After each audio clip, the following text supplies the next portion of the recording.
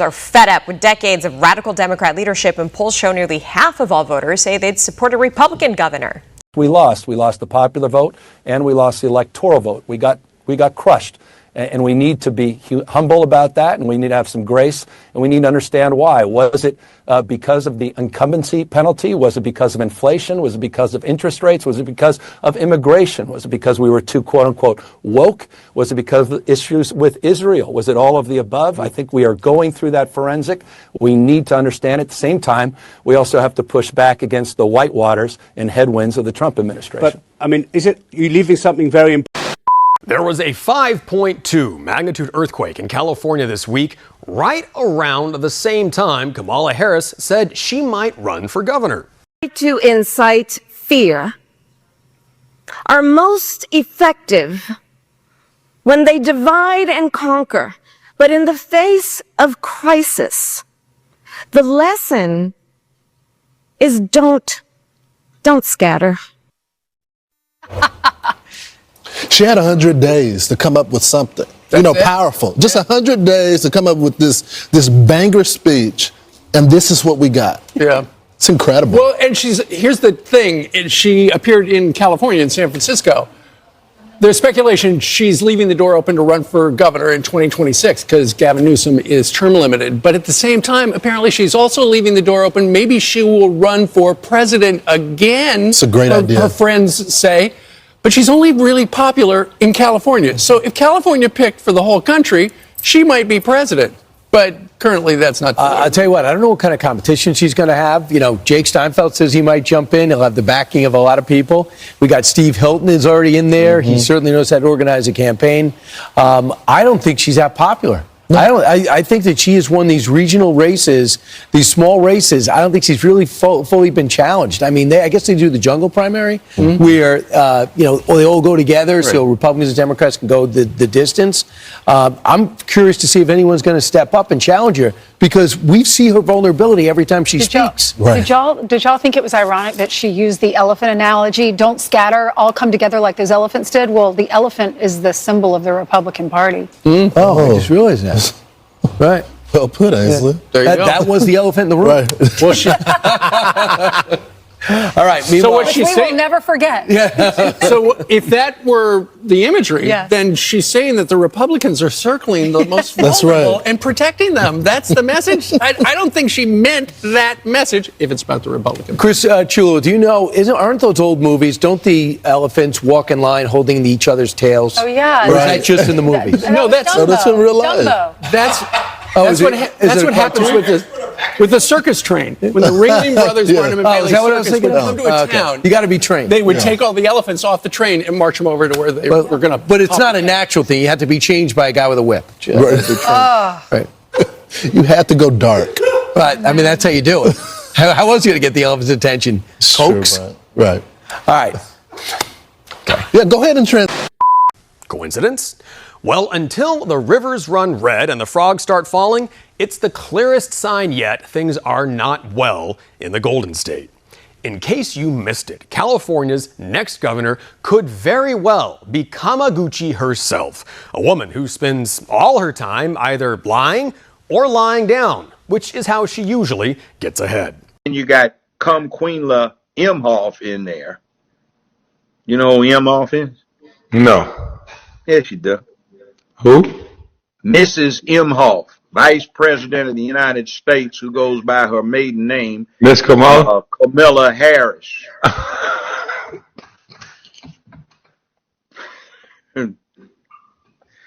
She's got 2 Jewish children she adopted. She married a Jewish husband who's got a interesting... I'm scared to talk about Kamala Harris. I'm going to let you have that one. No, she's a witch, and she is a corrupt witch. She's been corrupt her whole life, and she fucked her way to the top. Oh, Lord. They used to detail this witch in the L.A. Times with her sexual escapades. She fucked damn near everybody trying to get up. She used to be a frat hoe when she was at Howard. And she ain't black. You know I ain't got nothing to do with this, Miss Harris. Nah, I mean, well, don't, but she's I don't know. I'm just listening. Well, here's the thing. I actually met her father in Jamaica. I was the guest sat at the Governor General's table, and he was a professor. Just ask Willie Brown. But if early polling is any indication, even the blue-haired trannies here in Californistan aren't banging down doors to get her into office. A new survey shows that most California voters either don't care or are openly opposed to her running again. On top of that, and this is incredible in the deep blue of California, but nearly half of all voters here say they'd consider a Republican for governor.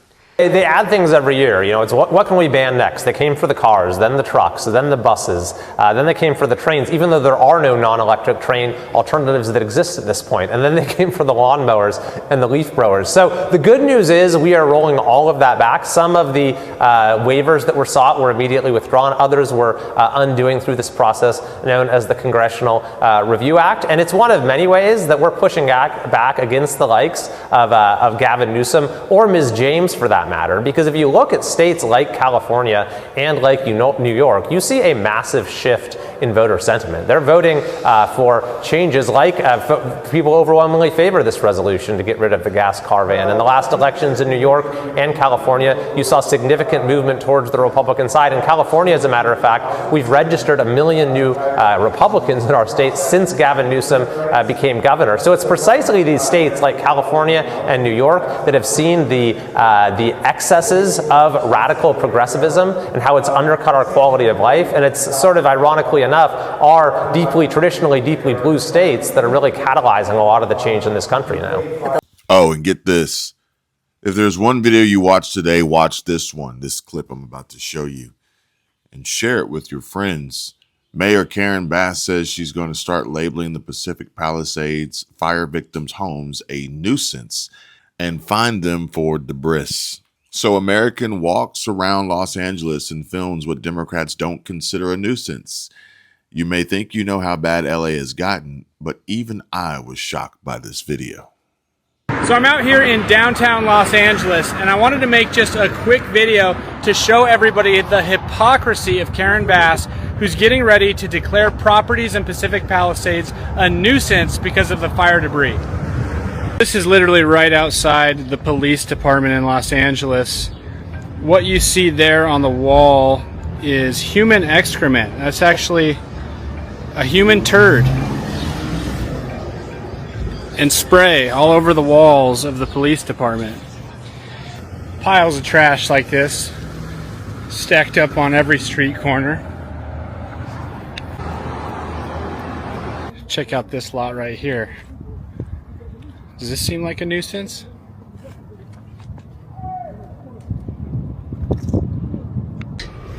And you leave the debris situated there, we are going to have to declare it a nuisance, and we will have to hold you responsible. When the Democrat candidates are so bad, liberals would rather vote for a Republican, that tells you something. It also proves Kamala's brand of communist cronyism isn't fooling anyone, even here in California. Her image is in the dumpster, and she belongs in there with it. But the Democrat Party is still keeping her on life support for some reason. So with the White House off the table, Sacramento gives her the chance to stay relevant she so desperately needs. Of course, if she does run, it would be as the heir to Gavin Newsom, a man whose legacy is actually being worse than Jerry Brown. Under Newsom's watch, California has embraced open borders, rejected voter ID, and handed out taxpayer money like a Pez dispenser to illegal parasitic criminals. In fact, Newsom just signed a new law forcing California to spend 15 times more on health insurance for illegal aliens than it does on preventing fires. So, while your insurance premiums skyrocket and dry brush piles up in your backyard like kindling, the state is making sure people who broke our laws to get here have full scope health care, including dental. This is one of the biggest scandals that we have ever seen in California, is that our governor, Gavin Newsom, is literally bankrupting Medicaid, or Medi-Cal, as we call it, because he's enacted a policy that exists in no other state in the country. We are the only one of the 50 states that provides free Medi-Cal to every single person who is in the state illegally. Well, thanks, Chris. My concern is that the Medicaid program is becoming insolvent in California. The cost of providing universal comprehensive coverage to every illegal immigrant in the state has ballooned. It was supposed to be a few $billion.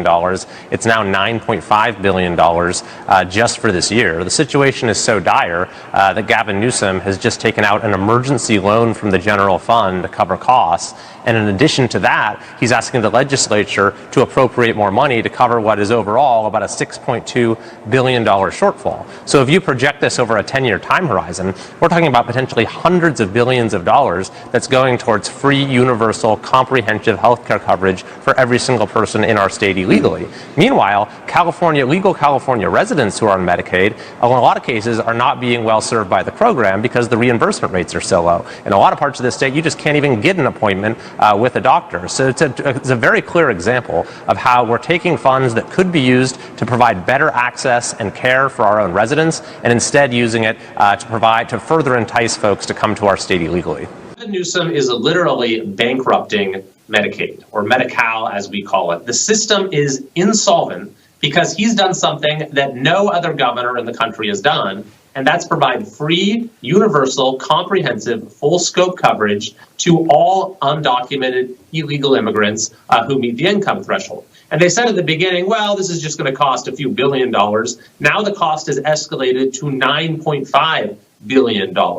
This has forced Newsom to, number one, take out an emergency loan of several $1 billion from the general fund, and now, yes, go to the legislature and ask for a bailout. Now, think about what this is going to mean over the course of the next 10 years. Hundreds of billions of dollars of our taxpayer dollars that are going towards providing free coverage to illegal immigrants, which, of course, is only going to invite further illegal immigration. And we don't get federal money, by the way, for this. It's all state funds, or at least overwhelmingly state funds, and prescription drugs and other types of care cost more for illegal immigrants. So we're actually paying more out of taxpayer dollars to provide this coverage to those who are here illegally than for those who are here legally, not to mention the fact that bringing all these additional people into the system makes it even harder for Californians to get a doctor's appointment or to have their coverage actually mean anything. It is an absolutely disastrous policy that puts our own citizens last. And yet Gavin Newsom is now saying we're going to continue to have this be the policy for the foreseeable future.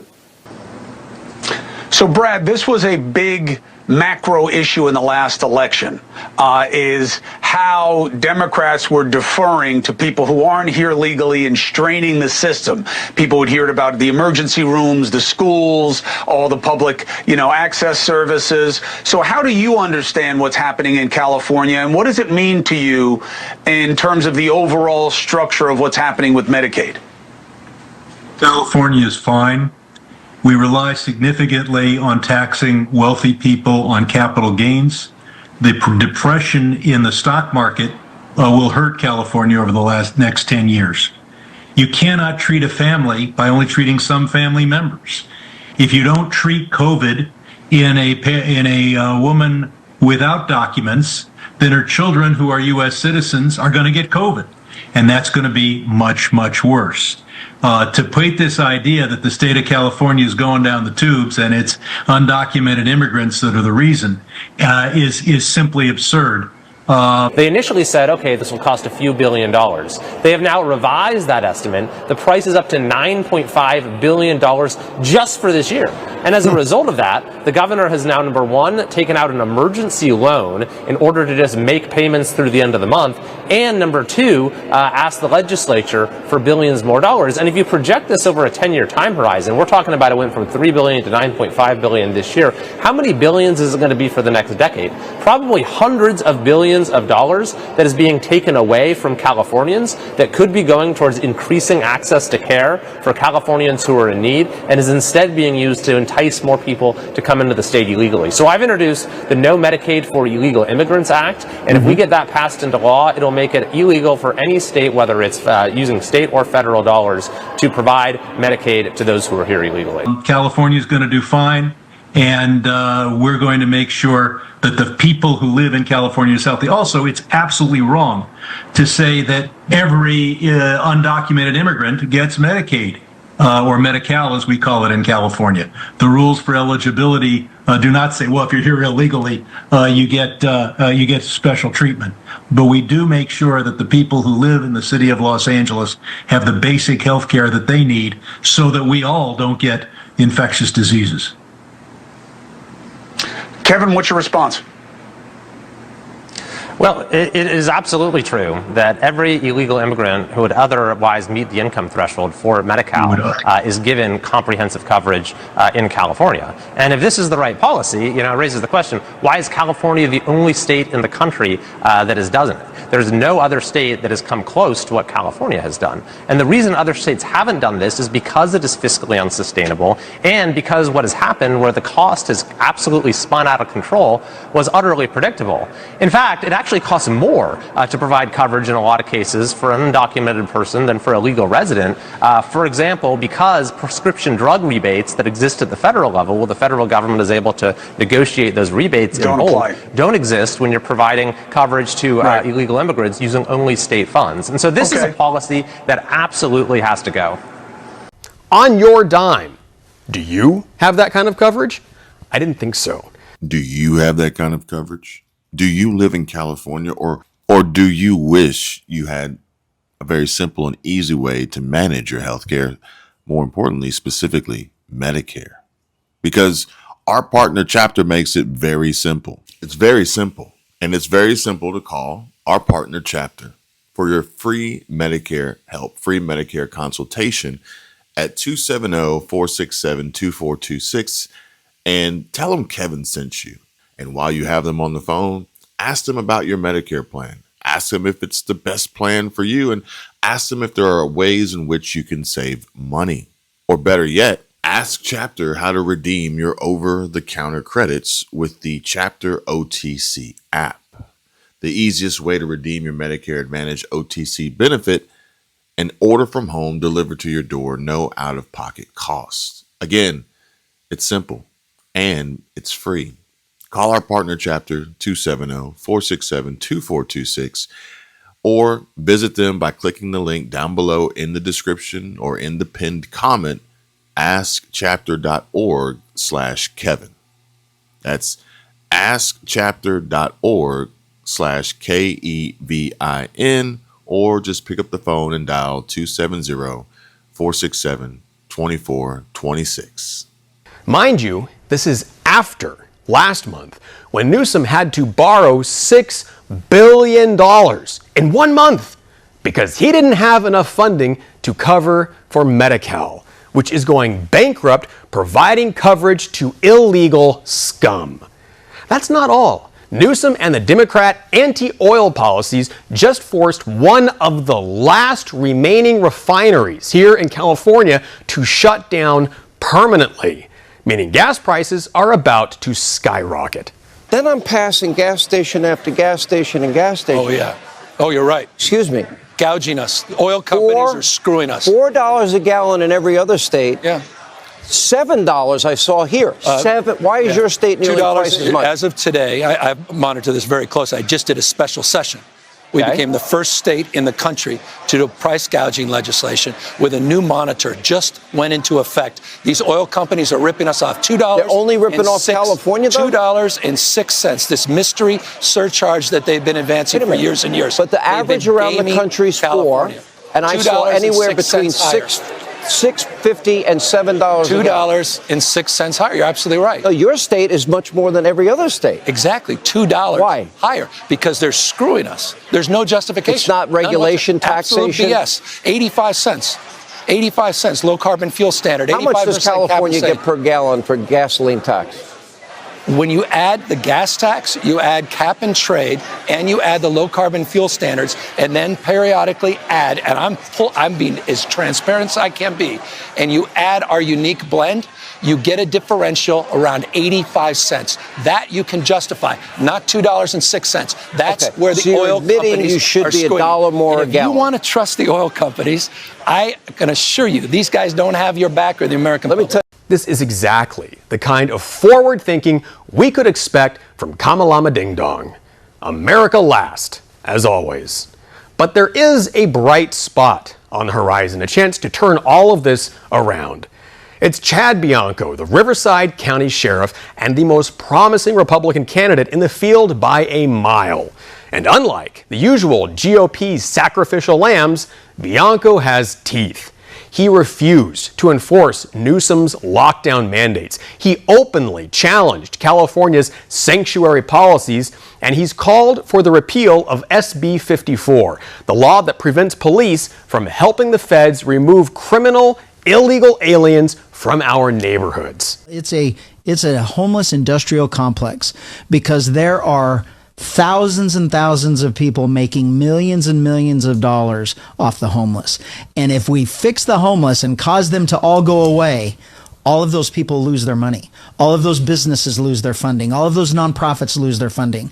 And so this special interests relationship that between lobbyists and special interests and Sacramento legislators with the kickbacks and the free trips and the business trips and everything else, that's keeping this going. They can't solve the homeless problem, or they won't be able to launder all of our taxpayer money back into these businesses and these organizations that are supposed to be helping it. Yeah, so who owns those businesses? The people that are not going to be in favor of me being governor.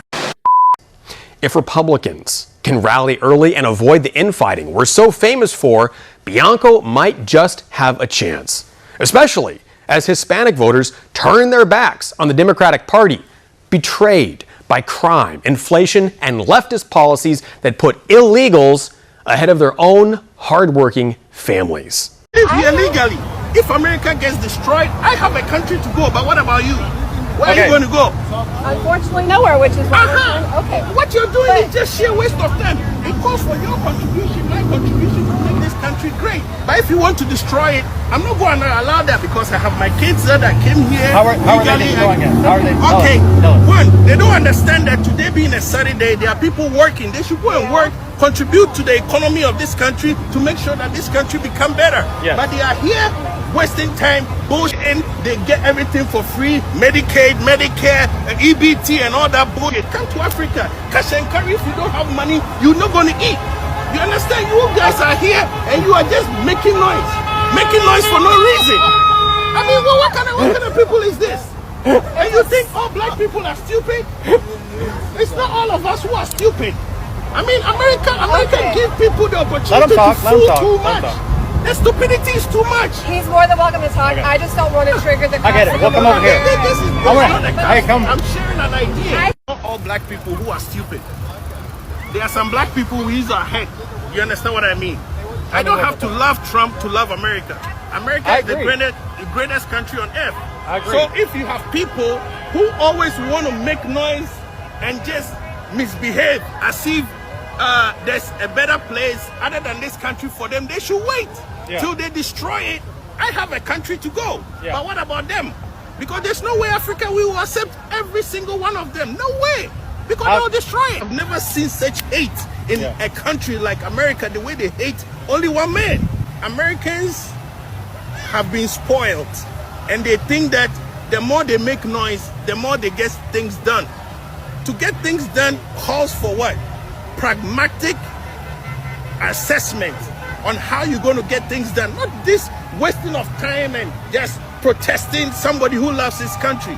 In my life, I've never seen such hate in a country like America, the way they hate only one man. How is that possible? How can you hate one man just because he loves his country? Well, what is this? The next governor has to stop the sanctuary madness, fix the deficit and the debt, and make life bearable again for real Californians who are tired of being second-class citizens in their own state. And Kamala the Khan isn't just more of the same. She's the worst part of everything that's broken. As vice president, she sat back and allowed the biggest collapse of small businesses in American history. Between 2021 and 2024, 10 million small businesses vanished. That's 1/3 of the entire country's backbone wiped out. Biden and Kamala did that together. She cheered for the lockdowns, the mandates, and $1.7 trillion of new regulations that crushed the business owners who managed to survive the first round of destruction. And let's not forget, she loved the Green New Deal. She wants to ban gas cars, hike taxes on working families, and thinks free health care for illegal alien invaders is a great idea. So my pledge to you is that by the grace of God, and hopefully with your support as well, when I am elected president, I will bring back that border security bill and I will sign it into law and do the work of focusing on what we must do to have an orderly and humane pathway to earn citizenship. Must be addressed. The bill also says, quote, every individual who is a resident of the United States is entitled to benefits for health care services under this act. Not every individual who's a citizen, but every individual who's a resident. So you support giving universal health care, Medicare for all, to people who are in this country illegally? Let me just be very clear about this. I am opposed to any policy that would deny in our country any human being from access to public safety, public education, or public health, period. And one of the biggest problems with failure to have a comprehensive plan for immigration is that we have not given them the pathway to earn their right to citizenship. And that is, again, that is one of the priorities for me, frankly, in terms of my motivation for what I know we must do. Let me just be very clear about this. I am opposed to any policy that would deny in our country any human being from access to public safety, public education, or public health, period.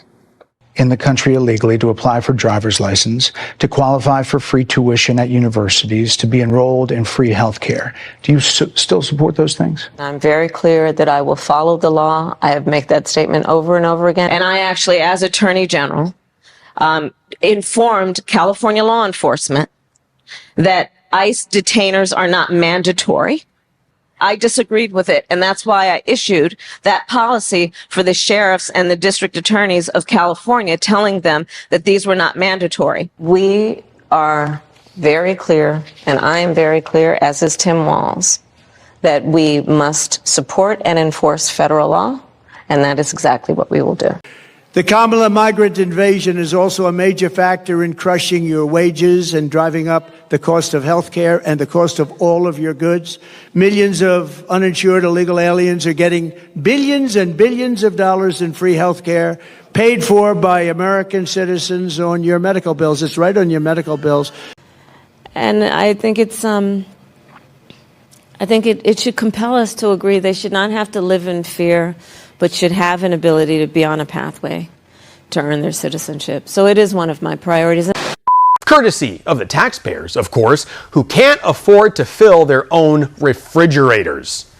Now, contrast that with Chad Bianco, a constitutional conservative, a sheriff with a spine, someone who actually cares about the people who live here, not just the ones who sneak across the border. If Republicans are serious about turning this state around, Bianco is our shot, because as California goes, so goes the nation. The first step to taking back our country starts with taking back the Golden State. If voters want more fires, fraud, and freebies for foreign nationals, Kamala's waiting on her broomstick. But if they're ready to stop the madness, there's finally someone worth voting for. And no, it's not Dan Ball, although we'd love to see him running for governor. It's Sheriff Bianco. California, this is your chance. Don't be like Kamala and blow it.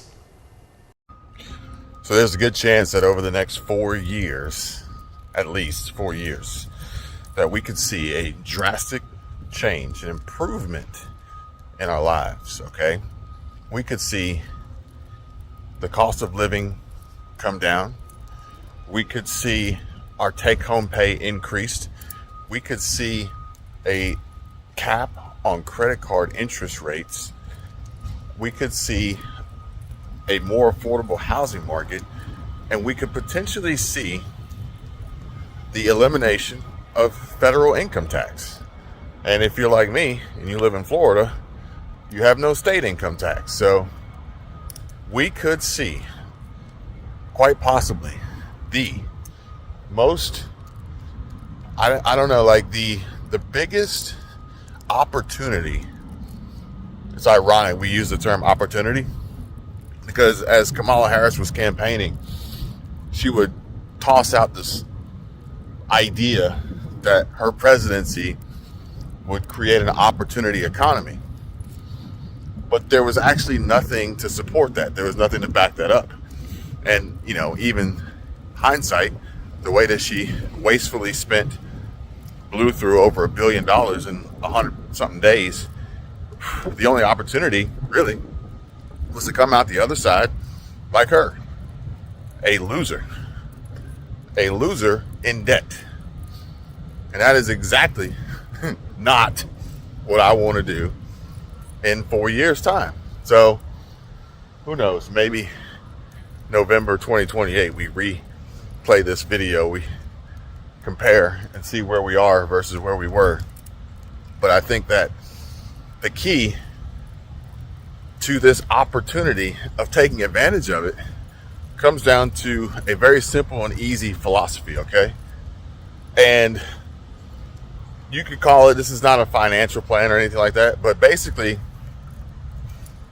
you could say avoid debt or distance yourself from debt. So if you're in debt, try to distance yourself.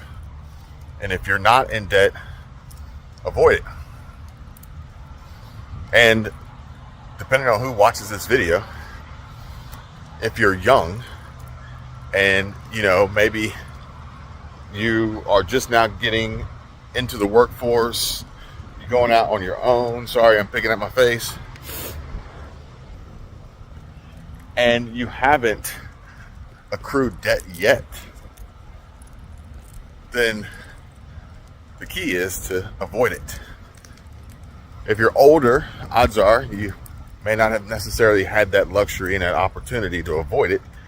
So you're going to want to distance yourself from it. So what does that mean?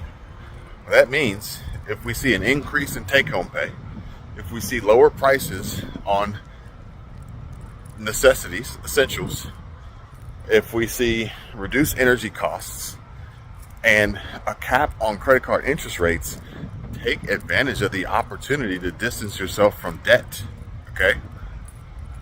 And then as you distance yourself, or if you're so fortunate enough to not have debt, avoid it.